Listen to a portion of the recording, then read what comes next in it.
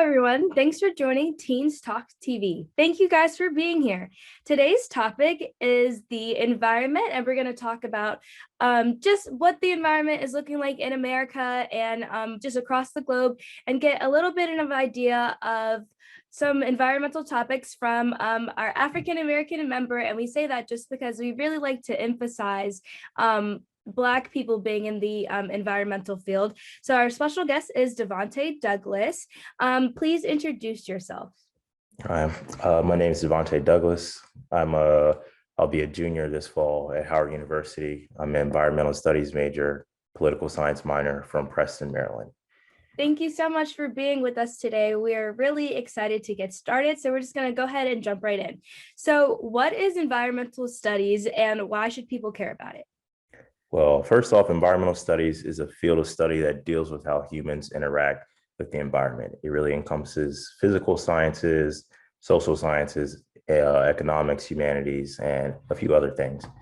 It's a very interesting field of study. Not many people know like what it is and how it really affects us on a day-to-day basis. People should definitely care about environmental studies because you're in the environment 24/7. And, people say that like you're a product of your environment, and, usually they're talking about like who you hang out with or who you grow up around with and stuff like that. But it's really true for like the air you breathe, the water you drink, the food you eat, where you live, et cetera. So I think that's a very important part of why everybody should care about it. Great. So why are you specifically interested in it? Is there something in your childhood or somebody in your life that kind of steered you in this direction or anything like that? I've always been passionate about the environment for basically as long as I can remember. I used to watch, Animal Planet and Discovery Channel when I was a kid, and I always played outside. Being from the Eastern Shore of Maryland, there's not really much to do in terms of like urban fun. I would go outside and play with my friends in the woods or whatever. And I just always loved animals. And, when I got older, I learned that, the environment is something that's very, very important. And, it's not as protected as it should be in this day and age. And I just decided that I wanted to study that and figure out how I can help and do my part and how I could help other people do their part as well. Awesome. So that gets us right into my next question. What are the most pressing environmental issues right now? And what are some that need a little bit more attention or things that people don't really know about? I'd have to say that the most pressing environmental issue right now is probably climate change. There are a host of many other environmental issues that people should be worried about, but they are not as big as the overreaching topic of climate change. It's something that will affect every single one of us in one way or another.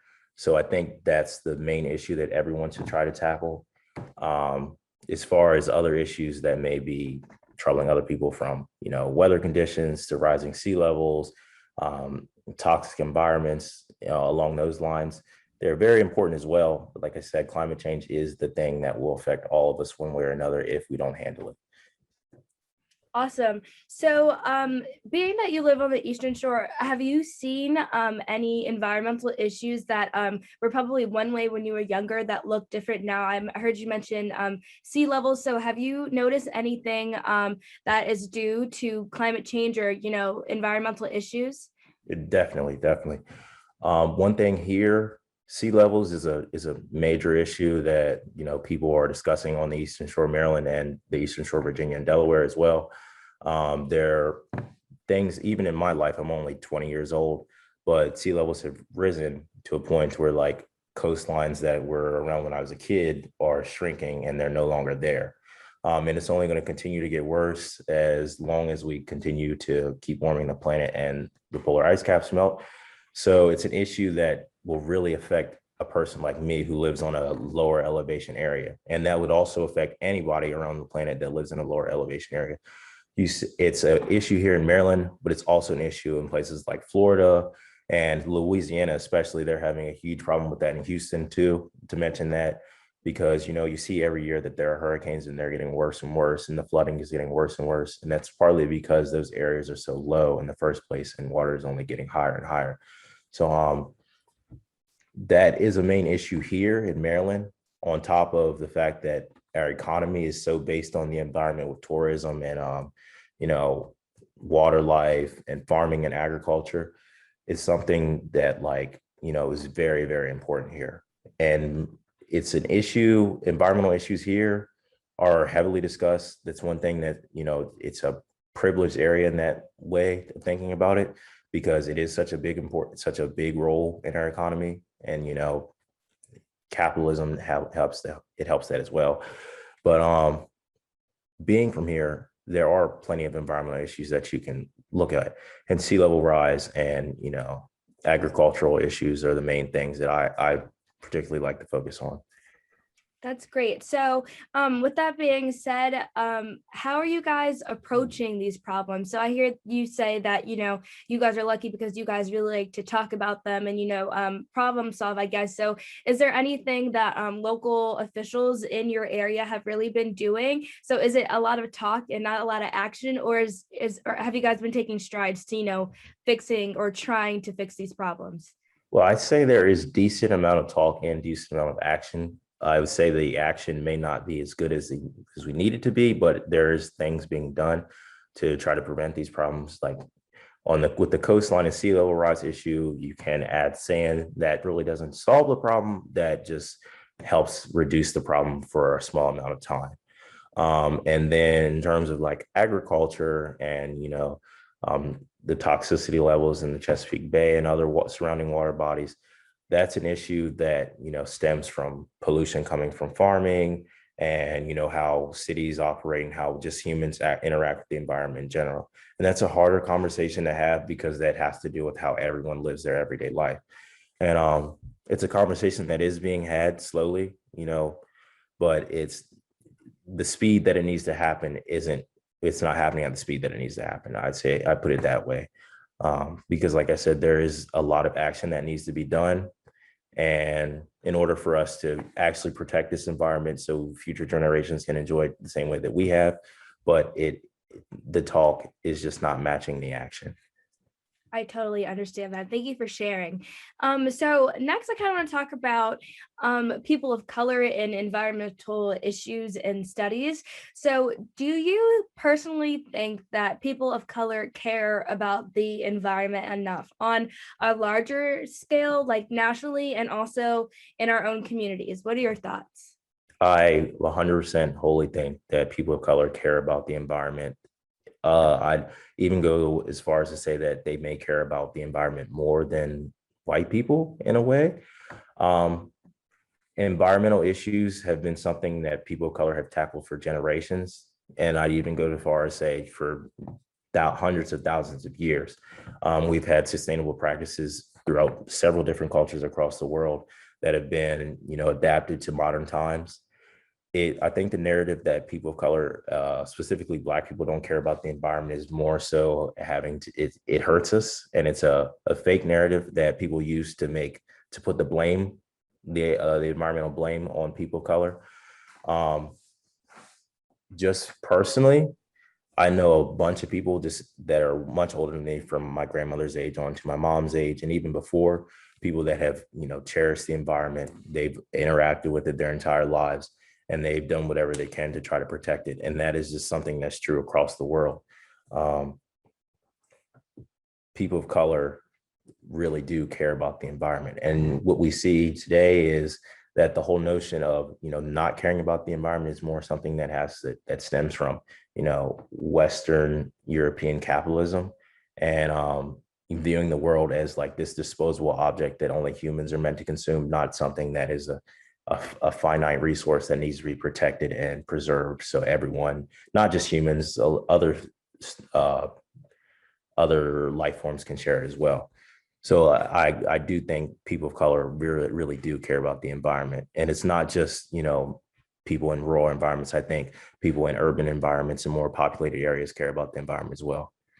Great. I'm so glad you think so. And I definitely agree that I think that that idea or stereotype, if you will, that we don't is definitely, I agree, very harmful and something that I think that people like you are definitely working to dismantle. So thank you for that. And also, do I remember you saying that your mom does work in environmental studies as well?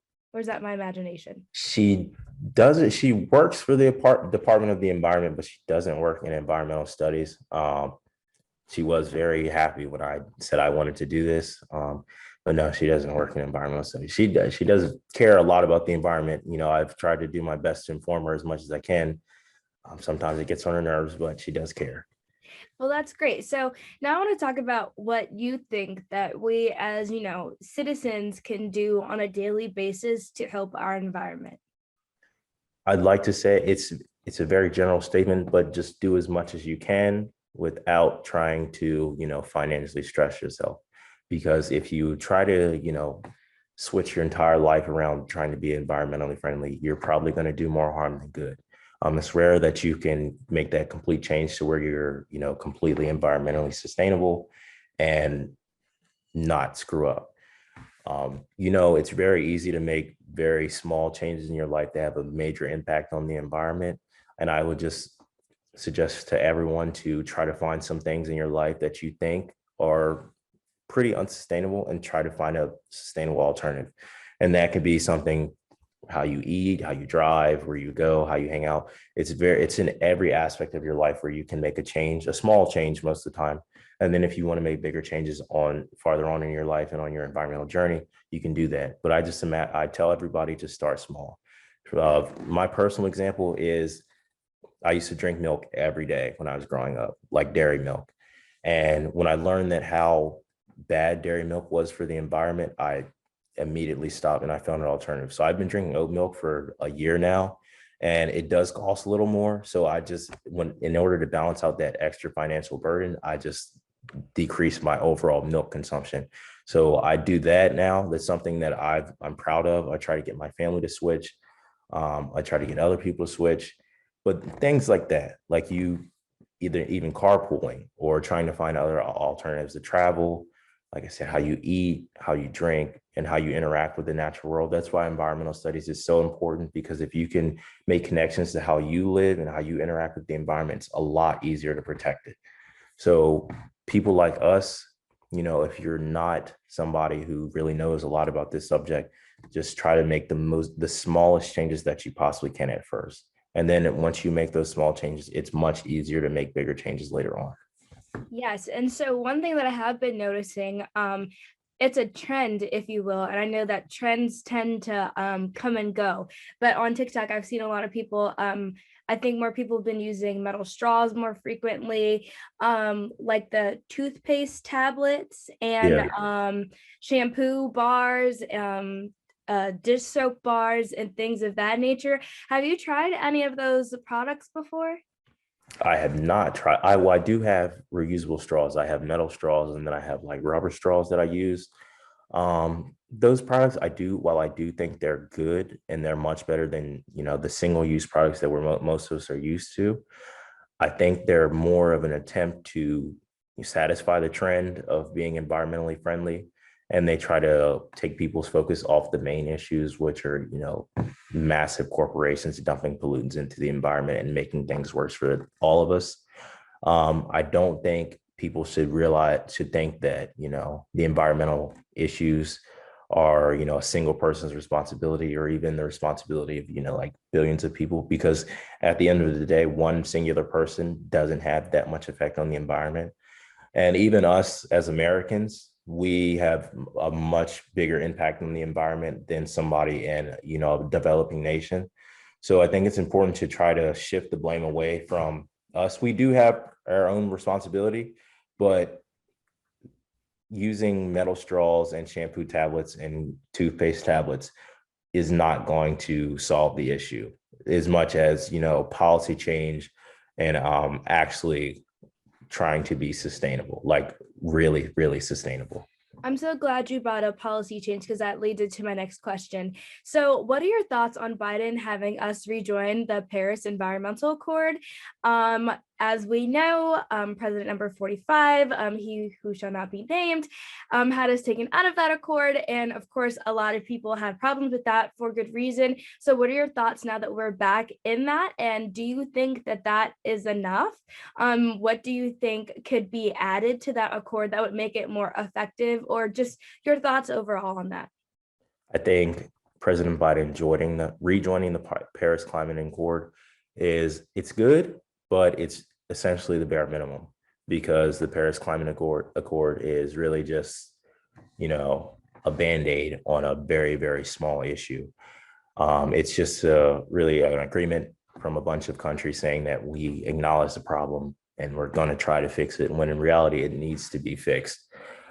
It's good. Like I said, it's very good that he joined it, because it's a step in the right direction, considering that we did back out of it with President Trump.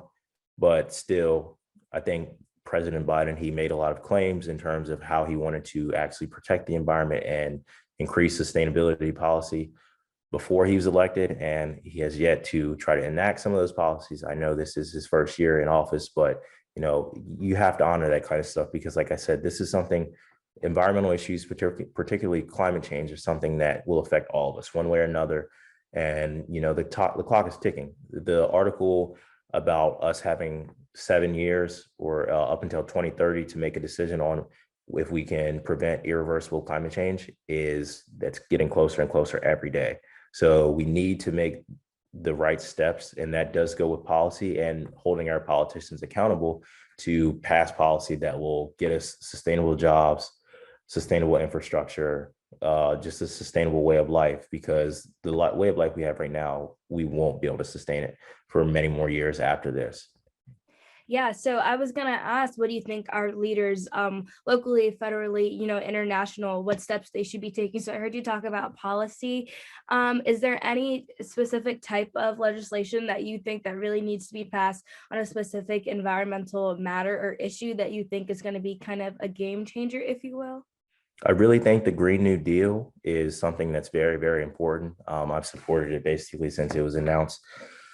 It's the whole package. Well, most of the whole package in terms of what we would need to implement across not only the United States, but also the rest of the world.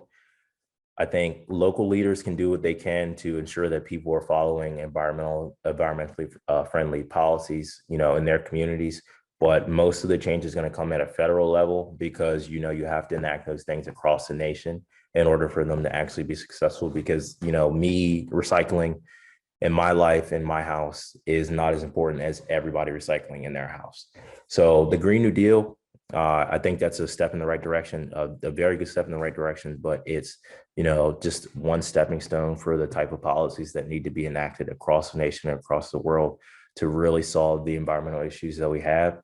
And then policies like environmental racism is an issue that people don't really know a lot about at all.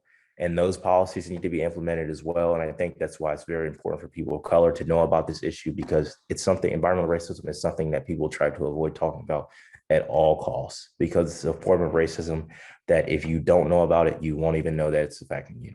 So I think policy and leaders in those fields of study need to really advocate for that kind of stuff. And there need to be more people trying to learn about those things, because at the end of the day, if we don't do anything about it, nobody will. Great. So I heard you talk about the fact that, the study came out saying that we have 7 years, to 2030 to get our act together and, to really take the steps to make these changes that are going to be, if not, that will be irreversible. So do you think that people are taking that very seriously, or do you think that people just think that's a myth? Because I've personally heard people say, oh, like that can't be right. We've definitely have more time than that. Like, what are your thoughts on that? How do you think the public has reacted? I think the public has not reacted in a way that in a proper form. I put it that way, because I don't think a lot of people are really aware of how much pollution and destruction we really cause as a species. The main forms of pollution that people think about is like you driving your car, or burning coal or burning gas or something like that. But in reality, it's much worse and it's much more detrimental to our environment. And when scientists say and when there are scientists that have been studying this for decades and decades and decades, because climate change is something that we've known about since like the 70s. When people say that, we have 9 years to fix this issue, they mean it. It's a short amount of time, but it's also a long time to make, change. I don't think people in the public, especially in the United States, take it seriously because of how divided environmental issues are along party lines. You have people that are, generically more conservative and lean to the right who don't think climate change is real at all. And they believe that, I'm not going to say that they all believe this, but they believe that the earth is just going through a phase and that it just happens naturally and we're not causing it at all. And then you have people that are more democratic and they lean to the left that believe that it's an issue, that we should try to fix it, but they're even not on board in the way that they need to be. So I don't think people take it as seriously as they should, especially people that are living in comfortable situations, because people that are experiencing climate change now really do believe it's a real thing. People that are losing their homes and their land and everything that they've ever known because to rising sea levels, they think it's real. People that are, suffering through drought because the air is too dry and the soil is too dry or it's unfertile, they believe in climate change. People that are, seeing their food sources be depleted because of climate change, they believe. So, it's a lot of people that are in privileged positions because they can still go to the grocery store and get food and they still have running water. They don't believe and they don't think it's serious. But people that are experiencing it right now, they definitely believe. So for those people who don't currently believe, what do you think it's going to take for people to snap out of it and wake up and to realize that this is happening now and that action needs to be taken? I think the only way that we'll be able to get, a mainstream belief in climate change and how we can fix these environmental issues is if we make a complete switch from basically every system that we have today. Because basically our entire way of life it revolves around, not caring about the environment. And it's intentional, because when you revolve around not caring about the environment, you can make as much money from people as you possibly can. And at the end of the day, humans, our way of life it revolves around money. And most people don't see environmental issues as something that's like economically important, or they think it's so economically impossible that they just ignore it and they push it down the line. And that's what we can see with a lot of older generations. This is a problem that they've known about for a long time, but they were like, we were going to put it on the next generation because they'll have to pay for it. But in reality, it's not something that you just think about as a financial burden. It's like a serious issue, because if you have no planet, then money is worthless. So I do think it's going to take a major like financial shift for people to actually believe. And that's why it's important for environmental studies to become something that's more talked about, because if you can make environmental alternatives affordable, then it's much easier for people to make these decisions that are a lot more sustainable. That is great. So obviously you're our expert on our show today. Are there any resources or websites or articles that you would suggest to viewers who are watching who would like to read up on this topic more? I'd suggest, if you're college students like us, to try to find any club that you may know that would deal with this kind of stuff. If you're just a normal person, Google is your best friend. Just try to learn as much as you can, because the information is definitely out there. It's really, people want you to think that, this isn't studied stuff and this is fake news like they used to say, but the information is definitely out there. Every once in a while, you'll catch a climate change article on the news, no matter what you watch. But try to get out and talk to people, especially if you live in an area where you think environmental issues may be a problem, and just talk to people. That's what I like to do myself. I'll go around and ask about what problems you think we're dealing with now. And some people will tell me what they think. I talked to my grandmother about some of the environmental issues that she's dealt with over her lifetime. And she enlightened me to a lot of things that I didn't even know about in my own hometown, in my own area that I've grown up in. So just talk to people, try to do research, try to find products that you can switch to, and just it really research is your best friend. Try to learn as much as you can on your own. And then the more you know, the more you can share with somebody else when they ask a question. All right, thank you. And lastly, do you have any advice or any words for anybody who's watching, specifically any younger Black kid out there who might be interested in the study that you're interested in, or kids who are just, who like the wilderness? Is there any word of advice or anything that you would like to say to them about what you do and your passions? I would say don't be afraid to branch into this field of study. It's something that is usually gatekept for for a lot of white people and people and non-people of color. And there aren't many people of color in this field and you would be led to believe that because of that Black people or people of color don't care about the environment, and that's far from the truth.